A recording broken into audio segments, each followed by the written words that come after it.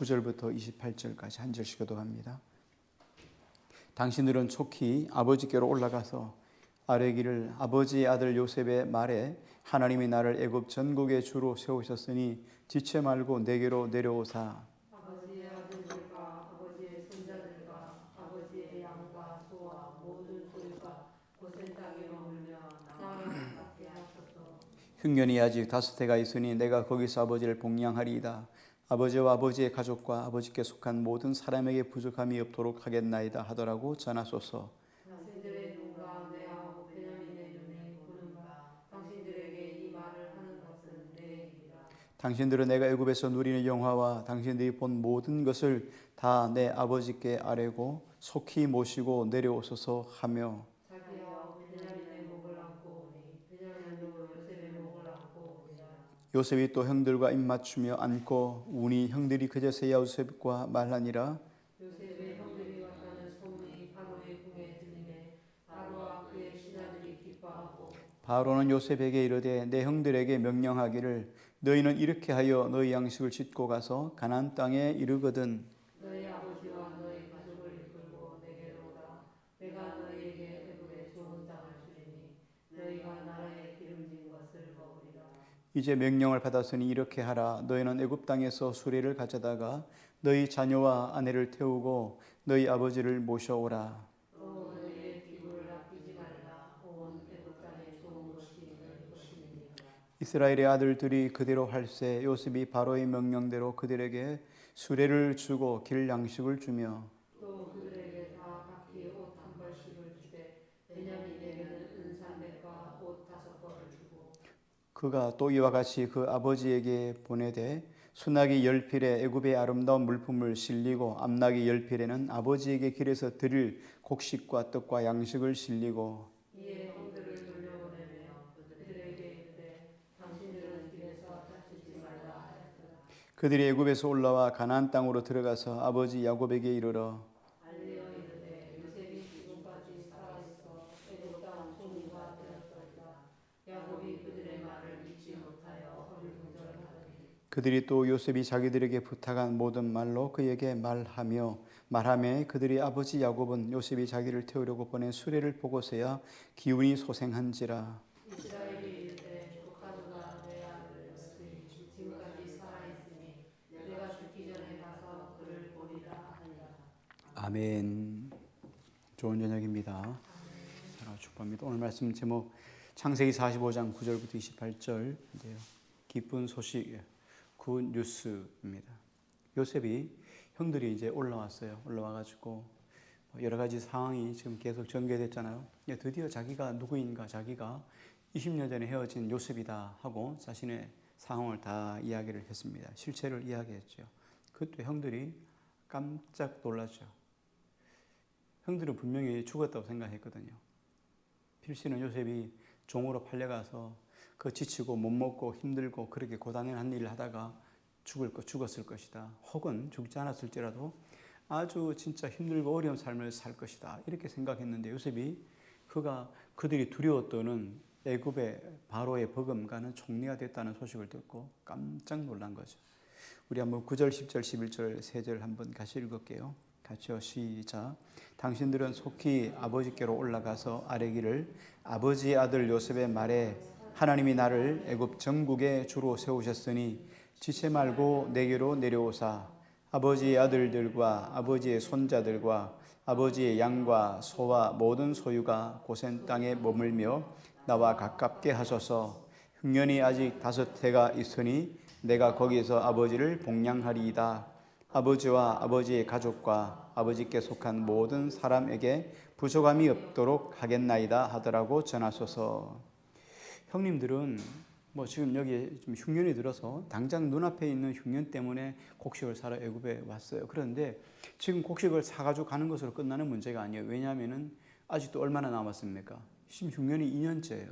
앞으로 흉년이 7년 흉년이니까 5년이나 더 있어야 돼요. 이게 5년 흉년은 그냥 5년 횟수로 1, 2, 3, 4, 5 별것 아닌 것처럼 보이지만 5년이면 거의 다 사람들이 다 죽어요.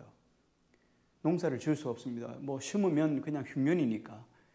그러니까 곡식이 날 수 없어요. 그냥 곡식을 사다 먹어야 돼요. 사 먹지 않으면 안 되는데 사 먹는 것도 옛날처럼 있을 때처럼 풍년 때처럼 사 먹을 수가 없잖아요.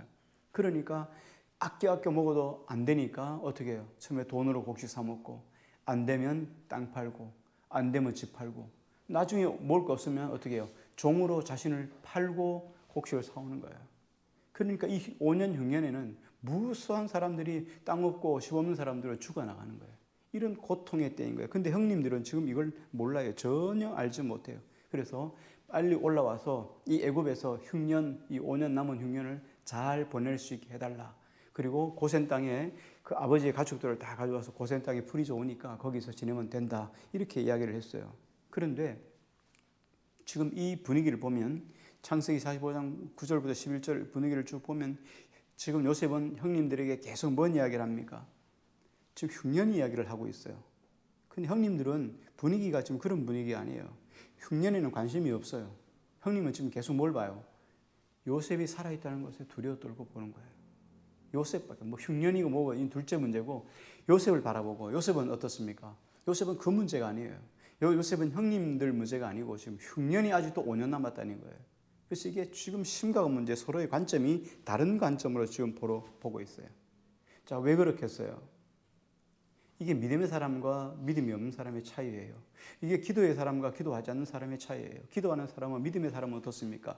지금 미래를 아는 사람이에요. 미래를 아는 사람은 어떻게 해요? 그 미래를 바라보며 준비하는 거예요. 그러나 미래를 모르는 사람은 어떻습니까? 지금 당장 눈앞에 요셉이 있는 거, 지금 그 두려움, 요셉이 자기를 죽일까 하는 그 두려움에 빠져가지고 살아가는 거예요. 믿음의 사람들은 확실히 주님께서 내 인생의 삶을 지켜준다는 것을 확실히 믿고 나가기 때문에 두려움이 없어요. 마음에 강하고 담대한 거예요. 여러분 잘 아시는 것처럼 갈렙과 여호수아 같이 가나안 땅 전쟁하지도 않았어요. 들어가지도 않았어요. 그럼에도 불구하고 이렇게 말하죠. 하나님 우리와 함께 하시면 능히 취하여 갈 수 있다. 전쟁하지도 않았습니다. 그런데 어떻게 전쟁하지도 않은데 10명의 사람들 우리는 가면은 필시는 메뚜기와 같다. 이건 지고 잡히고 잡아먹혀 우리 처자들이 다 빼앗겨서 종이 될 것이다. 이렇게 하는 거예요. 그러니까 하나님을 믿고 미래를 믿고 확실한 사람은 하나님을 믿는 사람들은 미래를 주께 맡기기 때문에 두려움이 없는 거예요. 이게 요셉과 형님들의 차이예요. 자, 그런데 요셉이 지금까지 이야기를 쭉 설명을 했어요. 그런데 형님들은 요셉의 이야기를 전혀 믿지 않아요. 그리고 더 믿기 어려운 건 뭐냐면 앞으로 흉년이 5년 더 남았다는 거예요. 그걸 뭘로 알 수 있겠어요?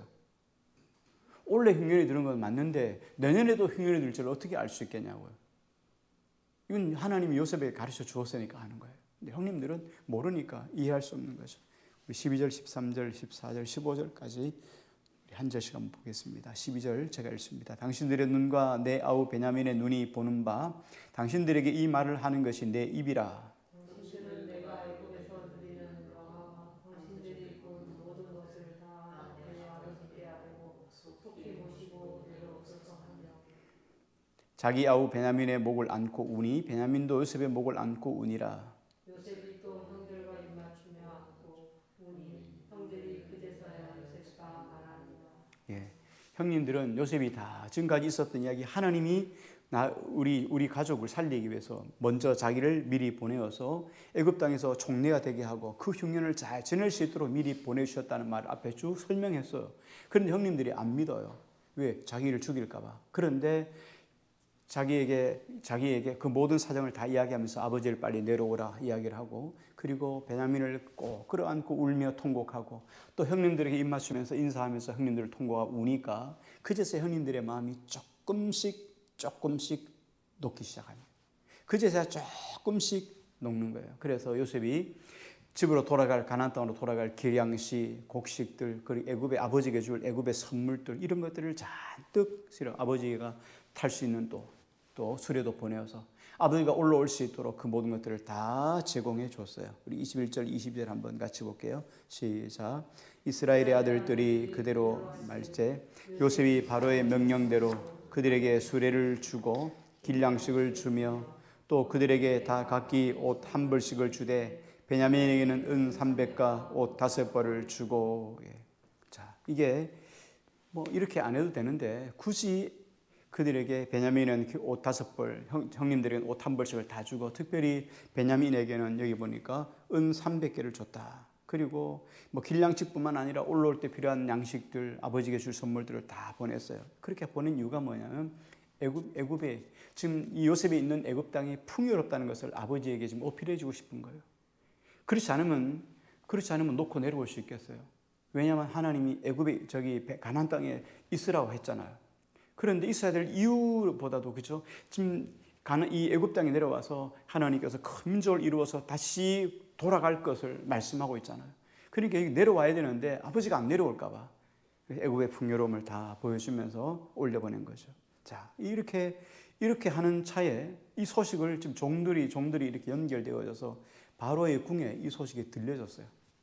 그랬더니 바로가 요셉의 형들이 왔다는 소식을 듣고 난리가 났어요. 막 함께 기뻐했다는 거예요. 16절, 17절, 18절 한 절씩 읽습니다. 요셉의 형들이 왔다는 소문이 바로의 궁에 들림에 바로와 그의 신하들이 기뻐하고 바로는 요셉에게 이르되 내 형들에게 명령하기를 너희는 이렇게 하여 너희 양식을 싣고 와서 가나안 땅에 이르거든. 같이요. 너희 아버지와 너희 가족을 이끌고 내게로 오라. 내가 너희에게 애굽의 좋은 땅을 주리니 너희가 나라와 기름진 것을 먹으리라 했어요. 애굽 왕궁의 사람들이 요셉의 형들이 왔다는 소식을 듣고 기뻐하고 있는 거예요. 그리고 이렇게 말합니다. 애굽의 형제들이 와가지고 애굽으로 와서 요셉의 형제들이 와서 애굽의 좋은 곳 기름진 땅을 차지하고 그곳에서 누릴 수 있도록 그렇게 했으면 좋겠다 하고 그들을 초청하는 거예요. 자, 왜 이렇게 기뻐할까요? 왜 기뻐할까요? 기뻐하는 이유가 여러 가지겠지만 크게 두 가지를 생각해 볼 수 있어요. 하나는 애굽 사람들이 요셉에게 큰 빚을 졌어요. 요셉이 없었으면 애굽은 다 망했어요. 그렇죠? 다 죽었어요. 뭐 이 7년 풍년에 그냥 먹고 마시고 놀았을 거예요. 너무 풍년이니까. 그렇죠? 막 계속 7년 동안은 막 연봉이 너무너무 막 좋아가지고 막 그냥 월급도 오르고 연봉도 받고 막 그러니까 어떻게 그거 가지고 막 놀러도 가고 막 먹고 마시고 놀고 했단 말이에요. 이 7년 흉년이 딱 끼니까 7년 흉년 때는 뭐예요? 먹을 거 없으니까. 그러니까 급속도로 내리막길을 타게 되지 않겠어요? 그러니까 어떻게 해요? 풍년 때 많은 것들을 각각 그냥 창고에다가 계속 쌓는데 나중에 세다 못 세가지고 세는 거 포기할 정도로 그 정도로 곡식이 많게 저장해 놨어요. 그리고 흉년이 됐을 때 그것을 빼먹기 시작하는 거예요. 그러니까 애굽 사람들은 다 살 수 있었던 거예요. 애굽은 요셉에게 큰 빚을 진 거죠. 그런데 요셉의 형제들이 왔다니까 너무너무 좋은 거예요. 기뻐하고 좋은 거예요. 왜? 그들의 가족이 왔으니까. 그리고 지금까지는 어떻습니까? 요셉이 어떤 사람이었어요? 마치 멜기세덱 같은 사람이에요. 애굽에 내려와 있는데 이 사람이 가나안 땅에서 왔다고는 하는데 가나안 땅에 뭐 흔적이 없는 거예요. 형제들이 누구인지 아버지가 누구인지 부모가 누구인지 아무도 못 그냥 애굽에 있는 거예요. 종으로 와 있다는 거예요. 이거 하나밖에 없었는 이 사람의 이 정체가 드러나기 시작한 거잖아요. 아버지도 계신다. 형제들도 왔다. 그러니까 너무너무 좋아서 지금 이렇게 크게 기뻐했다 하는 거예요. 자, 요셉이 살아있다는 것은 형들에게 정말 어떤 의미에서는 큰 선물이에요. 왜냐하면 형들이 요셉을 죽이려고 했잖아요. 그때 죽였으면 어땠을까요? 물론 죽이는 그 과정 속에서 감정이 요셉에게 다 오롯이 실려졌지만 그럼에도 불구하고 어쨌든 요셉은 안 죽었잖아요.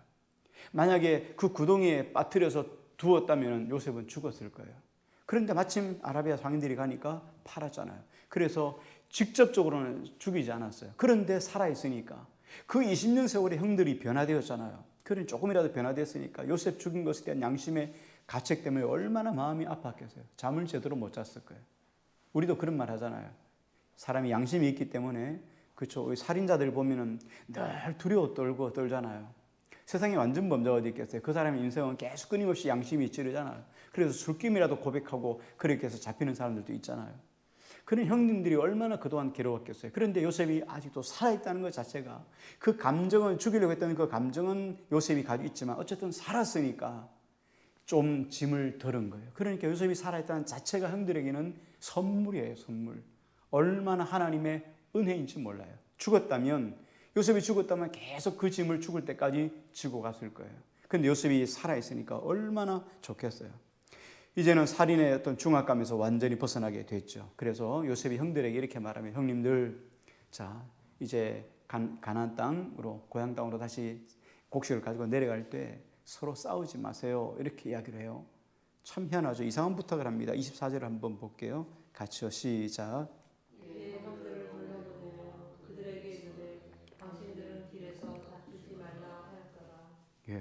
싸우지 마세요. 그래. 싸울 일이 뭐 있어요? 왜 싸우겠어요? 이 믿음의 사람들만 아는 내용이에요. 이거는 믿지 않는 사람들은 왜 싸우는지 이해가 안 되는 거죠. 싸울 일이 뭐 있어요? 형님들 11 형제들하고 요셉과 이야기해요. 싸울 일이 뭐 있어요? 근데 요셉이 형들한테 내려가면서 싸우지 마세요 이렇게 말합니다. 자, 이게 믿음의 사람들한테만 해당된다는 말이 뭔 말이냐면 우리 믿음의 사람들에게는 그렇죠. 두 가지가 더 있어요. 일반 사람들과도 다른 게 하나 더 있어요. 일반 사람들은 양심이라는 게 있죠. 하나님이 우리를 창조하실 때 우리 안에 양심이라는 것들을 만들었어요. 양심은 누구 편이냐면 내 편이 아니에요. 양심은 경찰 같은 존재예요. 그래서 내가 잘못하면 양심이 나를 찌르는 거예요. 그래서 내가 죄를 자복하고 회개하고 뉘우칠 수 있도록 만드는 것이 양심이에요. 이건 세상 사람들도 다 있어요. 그런데 우리 믿음의 사람들한테는 늘 성령의 감동이 또 있어요. 양심 위에다가 또 성령의 감동까지 있으니까 우리 믿음의 사람들은 그 다음 사람들보다 더 차원 높은 하나님의 뉘우침이 있는 거죠.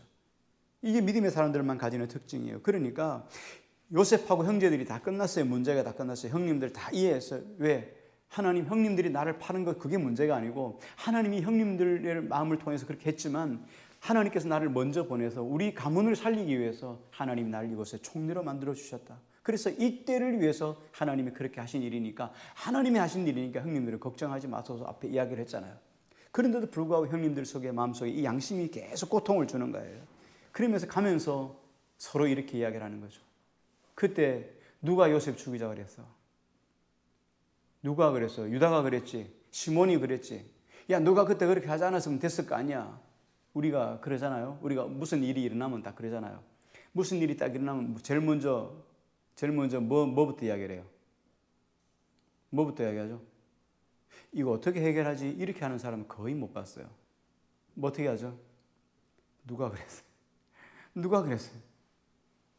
야, 네가 안 그랬으면은, 네가 그러지 않았으면 우리가 이런 일이 없었을 거 아니야. 하고 서로 네가 올리 내가 올리 때문에 서로 싸울 수 있는 거예요. 왜? 양심이 계속 찌르니까. 그러니까 형님들한테 그렇게 말하는 거예요. 형님들 그런 문제 가지고 서로 싸우지 마소서, 다투지 마소서. 그렇죠? 이들이 한편으로는 자기 죄를 인정하지만 한편으로는 어떻게 해요? 서로에게 향한 원망이 있을 수 있다는 거예요. 그래서 그것들 때문에 싸울까 봐 요셉이 싸우지 마소서 이렇게 지금 당부를 하는 거죠. 가담 그보다 더 큰 것은 또 뭐였냐면 아버지한테 그 요셉의 옷에다가 피를 묻혀가지고 양피를 묻혀가지고 아버지한테 갖다 줬잖아요. 아버지 요셉이 분명 필시는 이 짐승에게 잡혀가 죽었을 거다. 찢겨져 죽었을 것 같다고.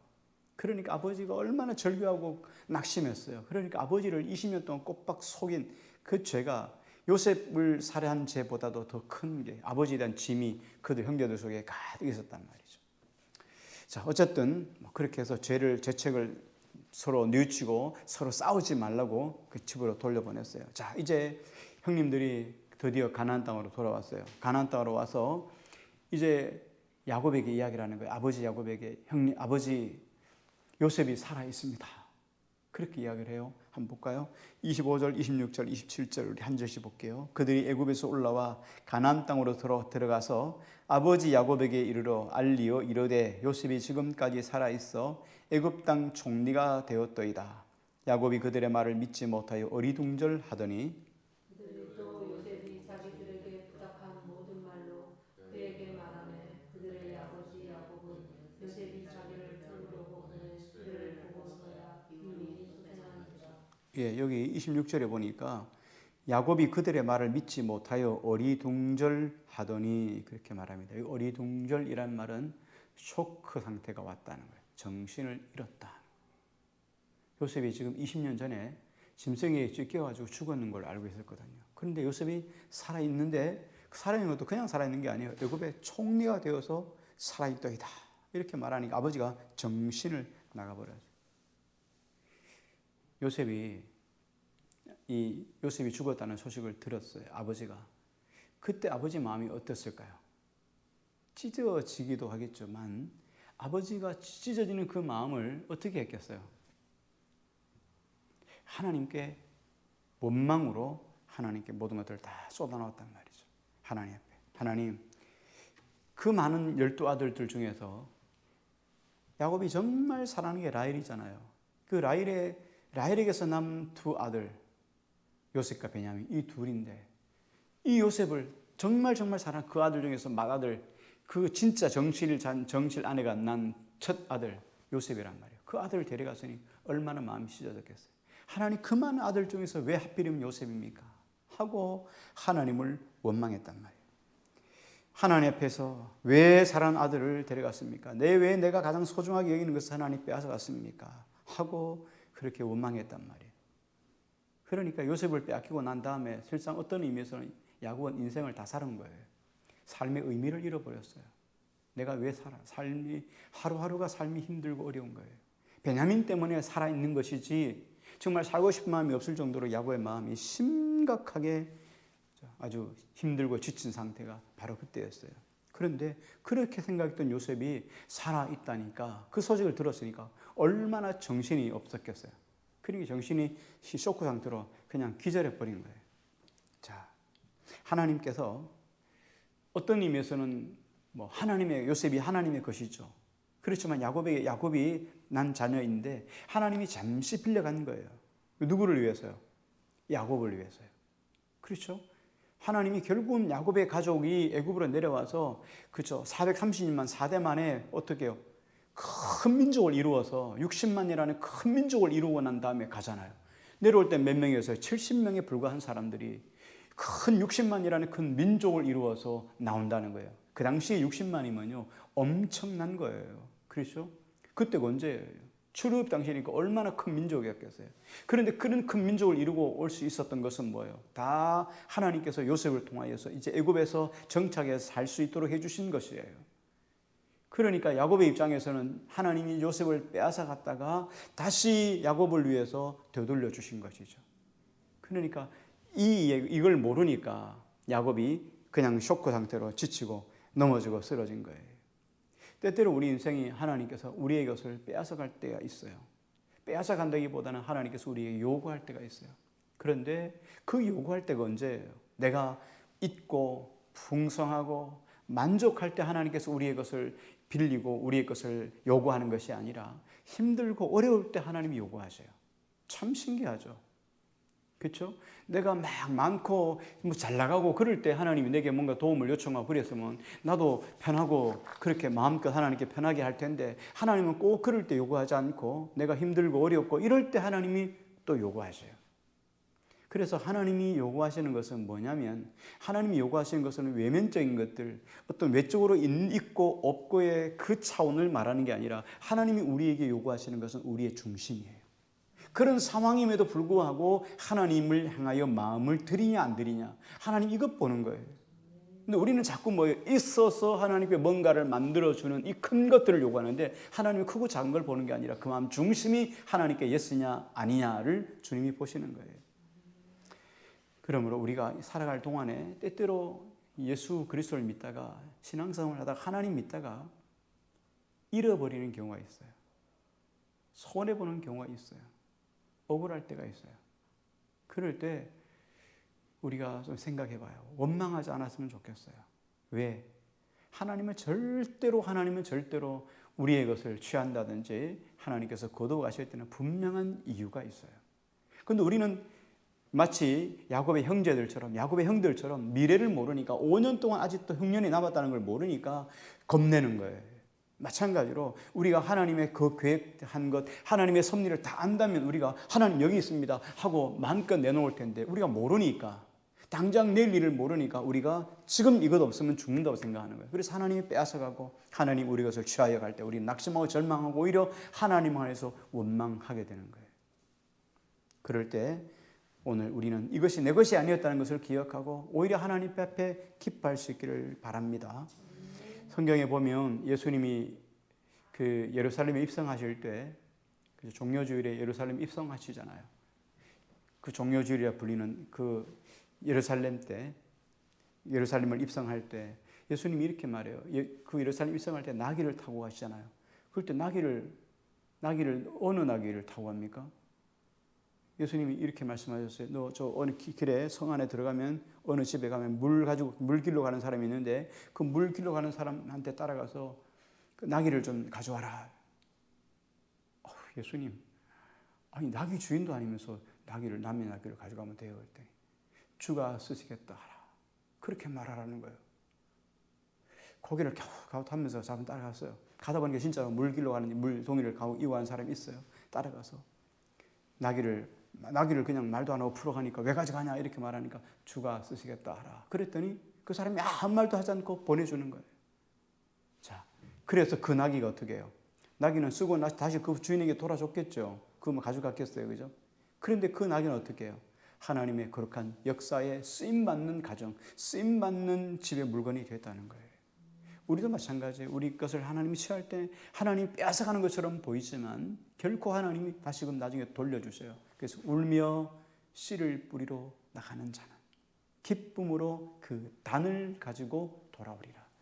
하나님 앞에 씨를 뿌렸어요. 눈물로 씨를 뿌렸어요. 씨 뿌릴 때는 울 일이 뭐 있어요? 기쁘죠. 그런데 울면서 씨를 뿌린다는 얘기는 뭐예요? 힘들고 지치고 없고 약한 상황에서 하나님께 마음을 드렸다는 거예요. 그랬더니 하나님께서 어떻게 기쁨으로 그 단을 가지고 돌아오게 하셨다는 거예요. 그러므로 하나님은 절대로 우리에게서 빼앗아가는 건 아니에요. 빌려가시는데 빌려가고 나중에 돌려주실 때는 어떻게 해요? 만 가지 은혜로 다시금 채워주시고 공급해 주시는 거예요. 그러므로 신앙이라고 하는 것은 뭐예요? 신앙이라는 것은 어떤 의미에서 하나님 앞에 나를 내려놓는 거예요. 나를 잃어버리는 거예요. 그래서 성경에 보면 나를 잃어버린다는 말을 다른 말로 이야기를 하면 나를 부인하지 아니하면, 자기를 부인하지 아니하면, 그죠? 자기를 부인하지 아니하면 하나님 나라에 합당치 않다는 거예요. 그러니까 나를 부인한다는 말은 나를 잃어버린다는 거예요. 나를 내려놓는다는 거예요. 사람들이 왜 신앙생활에 벽에 걸리고 힘이 듭니까? 내가 있기 때문이에요.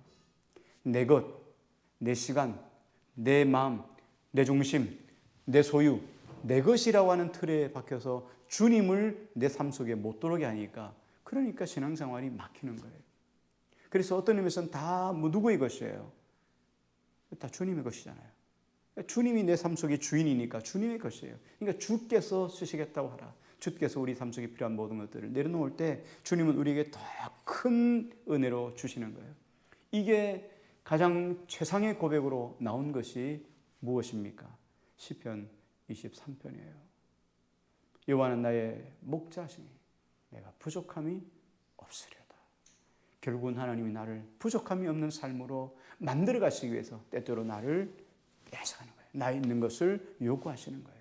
결국은 요셉이 빼앗긴 것처럼 보였지만 결국은 하나님께서 풍성한 선물로 야곱에게 되돌려 주신 것이 바로 오늘 말씀이에요. 결코 내 안에 있는 것들을 잃어버린다고 해서 염려하고 불평, 원망하지 않고 오히려 하나님께 감사할 때 하나님은 우리 인생 속에 더 풍성한 것들을 주심으로 내 잔이 넘치나이도 고백하는 저와 여러분 되시기를 주의 이름으로 축복합니다. 오늘 말씀 붙잡고 함께 같이 기도했으면 좋겠습니다. 하나님, 내 인생에 비록 잃어버리는 것, 하나님이 요구하시는 것 있을 때 하나님 잃어버리는 것처럼 보이고 빼앗기는 것처럼 보이지만 결국 하나님 앞에는 공짜가 없이 하나님께 더 큰 것으로 주시기 위한 하나님의 거룩한 복의 기회인 것을 기억하고 하나님 앞에 나아가는 복되고 아름다운 믿음의 종들이 다 되게 해달라고 이 시간 함께 합심으로 같이 기도합니다.